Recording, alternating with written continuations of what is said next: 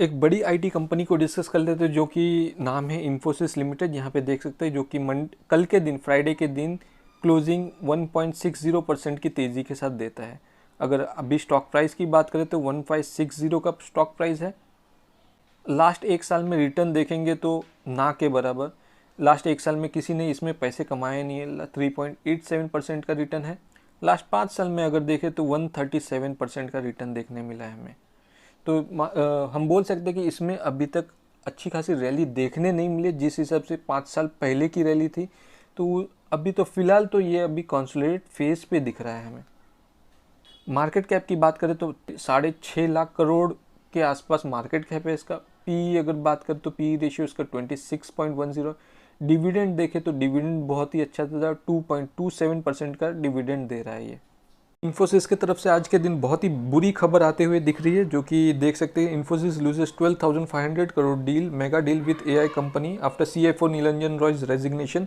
तो यहाँ पे देख सकते हैं कुछ दिन पहले, 2-3 दिन पहले की बात है, जो सीएफओ नीलंजन रॉय है उन्होंने रेजिग्नेशन दे दिया था, जिसके कारण बहुत ही अफरा तफरी तो नहीं बोल सकते, बहुत ही अच्छा खासा बवाल मच गया था। तो एक बहुत ही बढ़िया डील इन्फोसिस ने लूज़ की है। जबकि अगर बात करें तो ये एआई की जो एक कंपनी थी उसका नाम डिस्क्लोज नहीं किया है किसके साथ ये डील हुई थी, बहुत ही बड़ी डील थी जो कि एक कैंसिल हो गई है। तो एक बड़ा झटका मिला है इन्फोसिस को। अगर इन्फोसिस की पूरी चार्ट को आपने बराबर से देखा तो अच्छी खासी ग्रोथ अभी तक इसने दिखाई नहीं है लास्ट एक साल में। जबकि जिस हिसाब से इसका रेपुटेशन है इन्फोसिस का कि बहुत ही बढ़िया ग्रोथ दे चुका है लास्ट 5 साल में भी आपने जो देखा। बट अगेन लास्ट एक साल में दबाव में है क्योंकि मल्टीपल रीजंस थे, वॉर्स थे, इन्फ्लेशन, तो जिसके कारण एक दबाव बना हुआ है इसमें ऑलरेडी। और ऊपर से ये सीएफओ का रेजिग्नेशन, डील कैंसिल हो जाना तो एक बड़ी बात है इन्फोसिस के लिए फ़िलहाल। तो इन्फोसिस के सेल्स ग्रोथ की बात करें तो देख सकते हैं लास्ट 10 साल में 14% सीएजीआर से रिटर्न दिया है। जबकि प्रॉफिट ग्रोथ की बात करें तो लास्ट 10 साल में 10% सीएजीआर से रिटर्न दिया है। तो स्टॉक प्राइस की बात करें तो लास्ट 10 साल में 14% सीएजीआर से रिटर्न दिया है। तो ये एक बहुत ही बेहतरीन बड़ी कंपनी है जिसका जो रिटर्न है वो आपको 14% के आसपास ही दिखेगा। तो बहुत ही बेहतरीन परफॉर्मेंस है। और अगर आप देखें कि लास्ट एक साल में कितना रिटर्न दिया तो इस देख सकते हैं लास्ट एक साल में इसने 13% सेल्स ग्रोथ दिखाई है, 9% प्रॉफिट ग्रोथ और एक साल में 4% ही सिर्फ स्टॉक प्राइस सीएजीआर। तो ये अपने प्राइस और जो सेल्स है उसको जस्टिफिकेशन नहीं कर रहा है और जिसके कारण ये फिलहाल आपको सस्ते में मिल रहा है अभी कंपेयर करें तो। उस हिसाब से देख सकते हैं कि ये अभी भी आपको सस्ते में अवेलेबल है। बट अगेन जो न्यूज़ आ रही है जिसके कारण मंडे को इसमें एक डिप देखने मिल सकता है हमें फिर से। अगर प्रमोटर्स की बात करें तो प्रमोटर्स के पास 14.89% का स्टेक है। एफआईआई की बात करें तो एफआईआई ने बहुत ही बड़ी मेजोरिटी 33.60% है। डीआई की बात करें तो डीआई के पास 35.19% है। गवर्नमेंट के पास 0.19% है। और पब्लिक की बात करें तो पब्लिक के पास 15% ही है। तो हम मान के चल सकते हैं पब्लिक के पास जितना है उतना शायद तक प्रमोटर्स के पास भी नहीं है। तो कल उठ के किसी ने अगर पब्लिक में से सारे किसी एक जन ने खरीद लिया तो वो प्रमोटर बन सकता है। अगर इन्फोसिस के पर डे के चार्ट के हिसाब से देखें तो अभी भी ये लगभग 1800 के आसपास जा चुका था। 1800 से जो कि 1800 ये लगभग 2000 अप्रैल के आसपास गया था, 2022 के अप्रैल तक। और तब से लेके अब तक ये बहुत ही दबाव में देखने मिला है। जबकि अभी ये करंट प्राइस देखें तो 15,500 के 1550 के आसपास का लेवल है। यहाँ पे देख सकते हैं कि ये ऑलरेडी अपने सपोर्ट, यहाँ पे सपोर्ट, यहाँ पे सपोर्ट और सेम यहाँ पे एक सपोर्ट लेता हुआ दिखाई दे रहा है। बट अगेन ये सपोर्ट को ये मेंटेन नहीं कर पाएगा क्योंकि जिस हिसाब से न्यूज़ है तो डेफिनेटली इसमें मंडे को एक सेलिंग प्रेशर देखने मिल सकता है। अगर इन्फोसिस के ट्रेंडिंग लाइन के हिसाब से देखें, अगर पर डे के चार्ट के में ट्रेंडिंग लाइन लगा है तो ये रेजिस्टेंस का लाइन है और ये आपका सपोर्ट का लाइन है। जहाँ पे देख सकते हैं ये ऑलरेडी अपने सपोर्ट के लाइन पे था। सपोर्ट से ये रेजिस्टेंस को फेस होता है, हिट होता है और यहाँ पे एक सेलिंग प्रेशर फिलहाल तो कल के दिन बाइंग देखने मिली थी। बट वो मंडे को प्रोबेबली इसमें सेलिंग प्रेशर देखने मिल सकता है। और सेलिंग प्रेशर होने के बाद आएगा तो ये कहाँ तक आ सकता है, यहाँ पे फिर से आ सकता है, एक 1475 का सपोर्ट पे आ सकता है जो कि ट्रेंडिंग लाइन पे सपोर्ट का काम कर रहा है। तो यहाँ पे क्लियरली दिख रहा है कि एक 1475 का इसका सपोर्ट बन सकता है। और डेफिनेटली जो न्यूज़ है उसके हिसाब से कल के दिन तो इसमें ब्रेकआउट नहीं दे सकता और ब्रेकआउट भी आप देख सकते हैं कि यहाँ पे इसने एक रेजिस्टेंस फेस किया था, यहाँ पे रेजिस्टेंस फेस किया था और सेम यहाँ पे इसने एक सपोर्ट लिया था।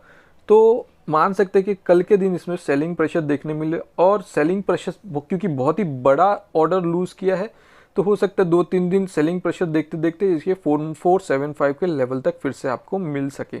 फिलहाल के लिए अगर किसी को फ्रेश एंट्री करनी है तो फिलहाल वेट एंड वॉच कर सकते हैं, क्योंकि न्यूज़ डेफिनेटली बुरी है जिसके कारण इसमें एक फॉल देखने मिलेगा ही हमें। तो उसके बाद एक बाइंग कर सकते हो, 1500 के आसपास अगर आता है तो एक बाइंग अपॉर्चुनिटी देख सकते हैं।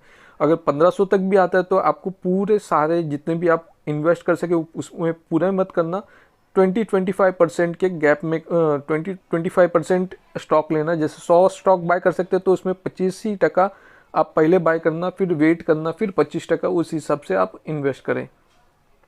किसी को अगर आईटी सेक्टर्स में देखना है तो ये बहुत ही बढ़िया दिग्गज कंपनी है, बहुत ही बड़ी कंपनी है जिसका आपने देखा कि लगभग 4.5 लाख करोड़ का मार्केट कैप है। तो किसी को स्टेबल कोई कंपनी पे देखना है तो इस पे ज़रूर जा सकते हैं। और एक कंपनी को डिस्कस कर लेते हैं जिसका नाम है टाटा मोटर्स लिमिटेड, जो कि कल के दिन अगर देखें तो 2.28% की तेज़ी देखने मिली है, बहुत ही बढ़िया तेज़ी देखने मिली है। अभी रिसेंटली ये नेगेटिव जो माइनस में थी इसका प्रॉफिट, माइनस से अभी प्लस में आ चुका है प्रॉफिट इसका, तो बहुत ही बढ़िया बात है जिसके कारण एक बहुत ही बड़ा उछाल देखने मिला है हमें इसमें। अगर ओवरऑल लास्ट 6 महीने की अगर देखें तो लास्ट 6 महीने में इसने 27% का रिटर्न दे चुका है ऑलरेडी। और लास्ट 1 साल में देखें तो 1 साल में इसने बहुत ही बढ़िया रिटर्न 88.41% का रिटर्न ऑलरेडी दे चुका है। अगर 1 साल की ही बात कर रहे हैं हम लोग, 1 साल में इतना बड़ा कोई चेंजेस नहीं है, बट जो मेजर था फॉल इसका लगभग 2022 में था, जहां पे यूक्रेन वॉर चालू हो गया था, तो जिसमें एक बड़ा डिप देखने मिला था हमें। यहाँ पे देख सकते हैं लास्ट 5 साल में इसने 324% का रिटर्न दे दिया, जो कि बहुत बड़ी बड़ी कंपनी, अभी तक हम लोग ने इतने सारे कंपनीज डिस्कस की है जो कि 150% ही रिटर्न दे पाई है, और इसने लगभग 324% का बहुत ही बढ़िया रिटर्न दे चुका है। अगर मार्केट कैप की बात करें तो मार्केट कैप 2.65 लाख करोड़ का मार्केट कैप है, जो कि अच्छा है। और पी रेशियो देखिए ये 15.26, बहुत ही सस्ता अभी अवेलेबल, अभी भी इतना भाग जाने के बाद भी अभी भी ये आपको सस्ते में अवेलेबल हो रहा है। हम टाटा मोटर्स को क्यों डिस्कस कर रहे हैं, तो टाटा मोटर्स को क्यों डिस्कस कर रहे हैं तो उसका रीजनिंग एक देख सकते हैं यहाँ पे। जो रीज़न है, India expected to see 1 crore EV sales annually by 2030, create 5 crore jobs by Nitin Gadkari. हमारे जो ट्रांसपोर्ट मिनिस्टर है उनके मुंह से ये बात आ रही है कि जो 2030 तक जो ईवी का सेल है वो 1 करोड़ पर एनुअल, पर साल हो जाएगा, जो कि एक बहुत ही बड़ी बात है। और इसमें जो मेजर कंट्रीब्यूशन रहेगा वो है टाटा मोटर्स का। जो टाटा मोटर्स है वो सब लीड कर रहा है अभी के डेट पे जो ईवी सेक्टर्स में। तो एक बहुत ही बड़ी बात जो नितिन गडकरी जी ने बोली है, तो डेफिनेटली अगर समझ लीजिए कि कोई एक मार्केट सेगमेंट में कुछ काम आता है, जो मार्केट की लीडर है उसके पास सबसे ज़्यादा काम आएगा, क्योंकि वो एक मेजर शेयर होल्डिंग है मार्केट का, तो जिसके कारण टाटा मोटर्स पे बहुत ही बढ़िया इफेक्ट पड़ सकता है। टाटा मोटर्स के न्यूज़ के बारे में बात करें तो यहाँ पे देख सकते हैं EV industry to grow up to 40% in 2024 by Tata motors. तो ईवी सेक्टर्स में ऑलरेडी लीड कर रहा है टाटा मोटर्स, जिसमें वो ये भी बोल रहा है कि ईवी इंडस्ट्रीज में और 40% ग्रो होगा ये साल 2024 में। तो जहाँ पे हमने पहले भी देखा कि जहाँ पे टाटा मोटर्स लीड करता हुआ दिख रहा है ईवी सेक्टर्स में, तो 2024 में जब मार्केट ओवरऑल ईवी का सेगमेंट का 40% से बढ़ेगा, तो जो मार्केट शेयर है ऑफकोर्स ईवी का टाटा मोटर्स का भी सेम, लगभग सेम तो नहीं, कुछ अच्छे खासे मार्जिन से उसके शेयर्स भी बढ़ेंगे ओवरऑल मार्केट में। तो इन शॉर्ट कहना है, इसको इनडायरेक्टली अगर पकड़े तो टाटा मोटर्स का 2024 के एंड तक उसका खुद का जो मार्केट शेयर होगा ईवी सेक्टर्स में वो बढ़ने वाला है। जबकि हम ऑलरेडी जानते हैं कि ईवी सेक्टर्स में टाटा मोटर्स लीड कर रहा है। अगर ईवी की गाड़ी की बात करें तो सबसे ज़्यादा सेलिंग आज के डेट में टाटा मोटर्स की तरफ से दिखाई दे रही है हमें। साथ में ये भी देख सकते हैं, according to Tata motors the sale of EVs is in India is expected to grow 30 to 40% in 2024। जो हमने अभी थोड़ी देर पहले डिस्कस किया, 40% के हिसाब से जो ईवी सेक्टर है वो बढ़ेगा, और after nearing doubling in size in 2023। तो जो अगर 2022 के कंपैरिजन में करें तो 2022 में से 2023 तक जब गए डबल हो चुका है। डबल 2023 में डबल हो चुका है, 2023 से 24 जा रहा है तो 30 से 40% और बढ़ेगा। This year passenger vehicles market is expected to clock at 4.1 billion sales, a growth of 7 to 8% over 2022। तो हम लोग को देख सकते हैं कि 2022 के कंपैरिजन में 2024 में 7 से 8 गुना, 7 to 8%, 8 गुना नहीं, 7 to 8% से जो पैसेंजर व्हीकल्स है वो बढ़ेंगे। तो एक बड़ी बात है जिसमें जो टाटा मोटर्स है अगेन वो लीड करता हुआ दिखेगा। अगर सेल्स ओवरऑल अगर किसी चीज़ का सेल्स बढ़ रहा है तो जिसमें जो मार्केट कैप है उसका मार्केट शेयर ज़्यादा बढ़ेगा, ना कि दूसरों के कंपैरिजन में। अगर हम डिस्कस कर लेते हैं कि ये एक मार्केट शेयर है अपने ईवी सेक्टर्स का, जहाँ पे अगर बोले तो ये टाटा मोटर्स है और बाकी सब ABC कंपनी है। अगर ईवी सेक्टर ओवरऑल बढ़ता है, अगर ईवी सेक्टर जबकि ये इतना सा था, ये छोटा सा बॉक्स था, अभी अगर ये बड़ा बॉक्स होता है तो सेम साइज में अगर डिफरेंशिएट करे तो टाटा मोटर्स का टोटल जो सेल्स है वो हाई हो गया है, प्रॉफिट बढ़ गया है।